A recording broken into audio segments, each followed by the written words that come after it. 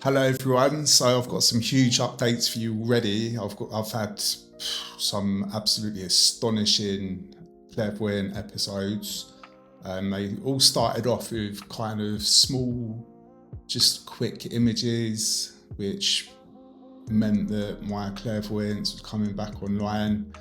I was like, if I shut my eyes, sometimes I could see like a white orb right where my third eye is. And so I knew that it was coming online, but it's really like hit me quickly. And I want to introduce you to the Gateway tapes as well by the Monroe Institute. Some of you might have heard of them already. Some of you will be hearing about it for the first time. But if I look really tired, which I do right now, is because I've been meditating for 3-4 hours a day, using like my usual hour and 20 minutes of normal meditation. Then I've been using these tapes as well, and it's really just stimulating my brain to another level, like consciousness. My consciousness feels like it's opened up. I hit it a little bit too hard and I felt like I was going into I felt if I carried on, I've had a couple of days break now, but if I carried on, I might have hit psychosis. It's that profound. And I skipped a tape as well, which that was, as I found out now, it was the total wrong thing to do. It made me feel really wired for a couple of days. And so I've only just sort of started recovering now. I tried to film yesterday and I was just forgetting my words. It was ridiculous. I tried so many takes and it's like, right, tomorrow it's gonna have to be tomorrow. But anyway, so clairvoyant episodes, wow, where do I begin? I've actually not updated my notes. So like I said, they started off with small visions. The first sort of, not major one, the first one of note was when a vision actually crossed with my, like normally I get a lot of visions with my eyes closed, or I used to when I was meditating a lot before, but with my eyes closed, I'd get like images, sometimes visions of things. I'd have entities come to me sometimes. The vision that I had the other day was where I had a still image, but it crossed over with me being awake. So it's sort of like a translucent image that came to me, and I've only had that once before, I'm going to tell you quickly about that, because that was probably one of the most profound clairvoyant episodes I've had. So I was driving late at night, it was probably about 1 o'clock in the morning, and it was on the motorway, so I'm doing about 70 miles an hour, but this person ran out onto the road, onto the motorway. I knew it was a vision because it was translucent, so I didn't have to swerve or anything like that. But so they've run out, and I imagined moving lane, but no matter what lane I went into, they were still there in front of my car. So no matter what happened, I would run that person over. And they were wearing like a blue hospital gown. The thin things they put over just on their arms and Velcro on the back. It was like that. And I carried on driving. I thought that weren't my imagination, that's a vision. So when I got to my destination, I pulled over and Googled, and bear in mind, this motorway is 25 miles long, so it's a pretty long road. So I Googled that exact point because there's a service garage just there. So I Googled there to see if any incidents had happened. And a few years previous, a woman escaped from I don't know what you'd call it, like a mental asylum, mental institution. She escaped and she committed suicide by running out into the road, bless her. How bad must she feel to, do that? But yeah, so a lorry hit her and she died at the scene.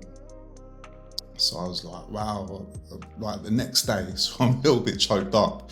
The next day, I spoke to my friend, like my good friend who's a medium, and she said, she needs help crossing over, you should go back and speak to her. So I thought, yeah, that's a really good idea actually, like, but what can I do? So I went back the next day and pulled over somewhere safe, and straight away, like, I called for her and she was there instantly. I couldn't see her this time, but I could just feel her energy. You know, like on horror movies where you see a ghost in the distance and they'll disappear and they get closer and closer to the camera until they're right there. It was kind of like that, but she was moving very fast and very, very scattered. Like, her energy was right in front of me, but it was just moving so erratic. And I said, look, you okay? Do you need help crossing over? And all I was getting from her, it wasn't words. It was like, with those experiences, it's like a telepathic communication, which isn't a transmission of words. You just know what they want or what they're thinking, kind of thing. It's really hard for me to articulate it into words, but I just get a feeling and a knowing of what they're saying or what they're trying to relay to me. So I said, the message that I was getting was she's just literally jumping all over the place. And the message I was getting was that she doesn't know. She's just so confused. And she's still sort of tethered to this world, because you can imagine a quick impact like that, boom, the spirits jumped out of the body, and she was just trapped in this, like, it was a few years ago, so she was trapped, probably doing that every night, just repeating the same cycle every night of her getting run over. So I said, all right, look, I said it's time. You've got to cross over. So I spoke to my guides. I said, look, can you contact her guides? And I don't know why people have to do this, because why can't their guides just help her and just say, look, it's time, you're crossing over now, boom, get through that door, sort of thing. But maybe because of the impact and the shock of it, maybe it severed her connection to her guides. It's all I can, it's the only way that I can think about it, really. But so got my guides, they spoke to her guides, and energy gone. So I was quite sort of like amazed with that, and you know, like, hopefully she's doing well up there now. She's transitioned. So yeah, there was that, and so that was the only time that I'd actually seen visuals outside of my mind, apart from actually when I was younger, the first ever thing that happened, which I've already explained, like my guides, the 3 guides coming in. So that's how I knew my clairvoyance was coming back on, with this experience where I see the image crossing over with my waking consciousness, if I can say that. And then, wow, these tapes, I'm going to tell you more about them soon, but I just want to try and structure the video so it's easy to digest. So I just want to give you some more of the clairvoyant experiences that I've had since. It's only been since last Friday that I've done the last video, and it's Tuesday today.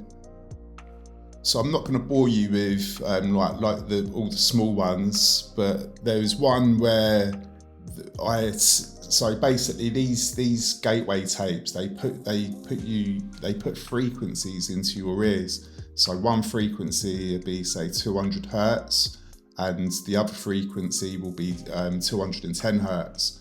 And what your brain does is it synthesizes both of the frequencies coming in, and it will take the difference, which in this case is 10 hertz, and it will sync your brain to 10 hertz, and both your left and your right hemispheres will sync at the same rate. Normally it's different, and the feeling of bliss that you feel is absolutely astonishing. But so anyway, there's the first one's called Focus 10, which is just, it puts your body to sleep and your mind is awake and very alert. So that's the starting one. Then there's Focus 12, which is where you start getting more sort of psychic impressions. And then I'm not sure if there's any more beforehand, but then it jumps up to 21. I didn't have access to 21, so I thought, all right, it's fine, I'll go straight to 23. Oh my word. Oh my word, this is what started causing the psychosis. I think I just opened up my consciousness way too quickly, and I couldn't sleep at all after that experience. I literally, that night I had about 2.5 hours sleep. So yesterday I was just drained, even though my mind was just still so alert. My brain was actually tired, and my body was tired, and I'm still feeling it slightly now, but I've started recovering from it now. But anyway, so the experience that I had there, and what it does is it basically puts you in the realm of, like what I just said, the story with the spirit that committed suicide in the road. It puts you into their realm where, I suppose Christians would call it purgatory, that in-between space where just after you die, you go to this realm, and it's a realm where some spirits don't even realise that they're dead. They're still carrying on like they're alive because they haven't realised yet. You've got some that are just about realising and just a little bit unsure. And then you've got some that just refuse. They know they're dead, but they're just refusing to cross over because they're still very much, they can't release their grasp of the material realm. They're just desperate to get back because they might have died and left the family, which is what this experience is. And it said you might experience spirits that are crossing over. And so I experienced the woman. She was sat there, so her eyes, I remember her eyes were so like huge, and like she was just so alert, but so sullen and sad, and her eyes were just filled with tears, and she knew that she'd died, but she showed me an image of her family that she left behind. I could make out a man there, I think 3 children, but there was at least 2 children there. And I put my hand on her shoulder just to try and comfort her. And I just felt so bad for her because I could actually feel her pain. So she showed me this image, and like my intuition was saying, look, you're out of your depth here. You just, if you say the wrong thing, it's going to cause a chain reaction, and it's going to have adverse effects rather than help her. So I had that in the back of my mind, although I was saying to her, like, are you ready to cross over? And she was basically saying again in telepathy that she can't leave her family. And I felt torn because I really wanted to try and help her. Like, I really sort of got attached to her, and I felt so empathetic towards her. And I'm getting emotional now just thinking about her. But with that, the guided meditation, the guy spoke again, it kind of pulled me out, which I'm kind of glad for, because I didn't, if I said the wrong thing, it wouldn't have been too good. But yeah, so that was a really profound experience. And the next one I had, because I was so wired from that, because I jumped the tape and I didn't pull myself out of it properly, and I was just so alert and wide awake. I thought, do you know what? I'm going to go back down the level to try and sort of taper off that alertness, that level of alertness, because it's like 1 o'clock in the morning now and I'm still meditating and playing around with these tapes. And so I've gone back down to focus 12. So I've got to this point, silence in the tape, and this green light came from, you can't see, but it came from sort of up and like from my left side, not too far away in the distance, but I just about picked it up about maybe a metre away from my head, and it come flying in and it hit my head, and it ended up in my head, just like swirling around and like moving around like really slowly, like this green light. And as soon as it entered, my right ear started ringing, and my right ear is usually like something linked to myself, like my soul, my higher self, and my guides. So that's when my right ear starts ringing. If a spirit on the outside is trying to contact me, my left ear starts ringing. So yeah, I knew it was like something from my soul. Like it really felt like it was my soul. So this green light came in and it's like swirling around, and then it started circling anti-clockwise in my head. And then as it made about 4 or 5 circles, the guy cuts in again and he said, now, I can't remember the exact words what he said, but now I want you to imagine a green light. I was like, oh wow, this is absolutely insane. And then he was saying about using it to clear trapped emotions from your body. So, and then like when I was speaking to my guides after, and I was using, because I wasn't in the state to get actual information from them, I was using like divination. Like I was using my moldavite pendant on a chain, and I was just using it as a pendulum to get yes or no answers. And they say like it's a new healing technique that I've just been attuned to. But wow, what a synchronization with the audio as well. Like it's absolutely insane. So yeah, that will cross over into clairvoyance as well. Well, I'm going to tell you about these gateway tapes now. If any more experiences come to mind, I'll let you know as we go through. But so basically, the gateway tapes is developed by a guy called Robert Monroe, who he used to be like a radio executive. So he started realizing that sound can really affect our brains and influence our moods and what have you. So he started doing a lot of research, and he pinned a lot of people up to machines like brainwave machines and stuff to see what different sounds, what effects they had on people's brains. And so he'd done this for about 10 years, got 10 years worth of analytical information. And so he developed this sound technology called hemisync, and it's basically, he puts you into like a deep relaxed state, and then he gets you to do these exercises. So the first technique that you have to do is called an energy conversion box, where you basically visualize a really sort of heavy box in front of you that you open up, and you put all your doubts, your insecurities and fears and anxieties into that box, shut the lid so it can't open and they can't release, which is actually a very good, useful exercise, even in everyday use. And then the second exercise is resonant tuning, where it's basically where you breathe in deeply with your eyes shut, and then on the exhale, you open your eyes, and then you kind of chant or you hum to get the vibrations going. And then the third exercise is a resonant energy balloon, where you visualize light coming up through your body, out through your head, and then circling round back to your feet, in through your feet, back up, to basically create a toroidal field. And then after a couple of minutes of that, then you start visualizing the energy circling around you, doing the same, coming back up through your feet, through your crown, and then again circling around your body. And then you do that for a little while.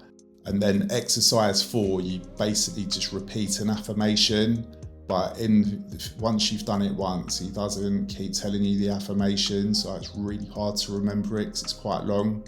So I just make my own up basically. It's on the same level, but it means more to me because it's from my mind. And yeah, so they're the techniques that he gets you to do. And then you always start off in focus 10, which, as I've mentioned already, is where your body goes to sleep. And he actually, on the first one, he gets you to visualize the different parts of your body, and you can actually feel them go to sleep. And then you move on to another part. It's really quite relaxing. But in the future tapes, when you say 10, you'll be in focus 10 straight away. So it's like an NLP technique where he anchors that. You just visualize a 10 in your mind, and bang, you're straight into focus 10. The more you do these exercises, the easier it is to get into these states as well. And so there's a few guided meditations in Focus 10. They're very, I would say focus on that for a couple of days, because I actually tried these tapes, or I tried the first exercise about 7 or 8 months ago, maybe longer. And because they were linked to the CIA didn't develop these, don't worry. They basically found out what he was doing after about 6 years or so of him being active with this experience. And you can go to the Monroe Institute to do this as well. So it's like a proper thing. So the CIA got involved. They obviously they have programs where they train certain soldiers how to do remote viewing and stuff, so that they can spy on the enemy without even being in the country. So this really piqued their interest. They've gone in, done their research on the stuff, and they've actually declassified their findings now, which is quite interesting actually. But they missed out. They left the last page or the last 2 pages, and they said that they didn't have them. They were lost.